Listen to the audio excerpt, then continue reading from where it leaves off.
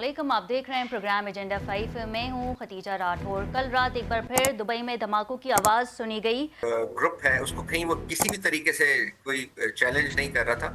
तो वैसे तो ईरान पे हमला ही बजाते खुद एक बहुत बड़ी ज्यादती है जिस तरीके से किए जा रहे हैं। जैसे अभी एम्बेसडर साहब भी कह रहे थे कि 2000 से ज्यादा, अब तो 3000 के करीब जो है टारगेट्स हैं वो उनके ऊपर अटैक किया गया है या उनको एंगेज किया है। इसराइल ने ईरान के शहर तेहरान में मौजूदा सबसे बड़े फौजी कॉम्प्लेक्स को निशाना भी बनाया है, जिसमें तादाद बताई जा रही है कि आला ऑफिसर जो है वो वहाँ पे मौजूद थे। जो है वो ईरान ने भी इसराइल पे मिसाइल हमले किए हैं और वहाँ पर भी कई हलाकतें हुई हैं।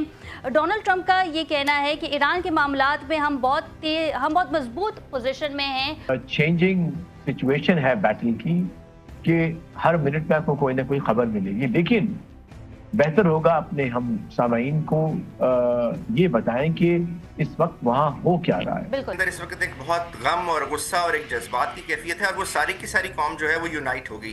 फ्यूल की कीमतें आसमान पे चली जाती हैं जो ऑलरेडी 30-40% चली गई हैं और एक इकोनॉमिक भूचाल पूरी दुनिया में हो जाता है। जो इससे पहले ये बातें हो रही थी कि आया ईरान में जो है वो रजीम चेंज आ जाएगा बआसानी, और जिस तरीके से सुप्रीम लीडर आयतुल्लाह खामनाई को शहीद किया गया उसके बाद ये बातें हो रही थी कि रज़ा पहलवी जो है वो ईरान में आ जाएंगे और एक बड़ा रजीम चेंज का जो मंसूबा था वो मुकम्मल होता दिखाई देगा। देखें, बाजारों की और स्ट्रीट्स की ज्यादा बात रही, मैंने फेसबुक के ऊपर, इंस्टाग्राम के ऊपर इसके ऊपर एक वीडियो डाली है, वो जाके देख सकते हैं कि नॉर्मल हालात हैं। कोई बिल्कुल नॉर्मल तो नहीं कहूंगा मैं कि क्योंकि जंग तो जाहिर है, लेकिन रिलेटिवली नॉर्मल हालात हैं। लोग जो है कोई पैनिक के अंदर या कियोस्क के अंदर नहीं। अस्सलाम वालेकुम, आप देख रहे हैं प्रोग्राम एजेंडा 5। मैं हूं खतीजा राठौर। कल रात एक बार फिर दुबई में धमाकों की आवाज़ सुनी गई।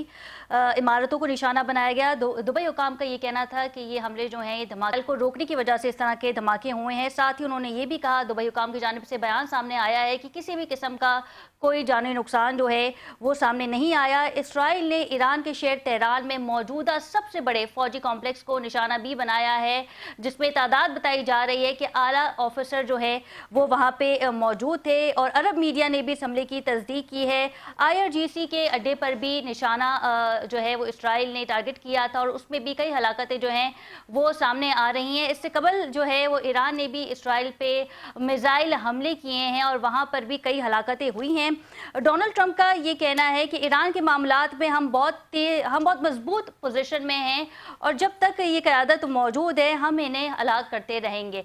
इससे पहले ये बातें हो रही थी कि आया ईरान में जो है वो रजीम चेंज आ जाएगा बआसानी, और जिस तरीके से सुप्रीम लीडर आयतुल्लाह खामनाई को शहीद किया गया उसके बाद ये बातें हो रही थी कि रज़ा पहलवी जो है वो ईरान में आ जाएंगे और एक बड़ा रजीम चेंज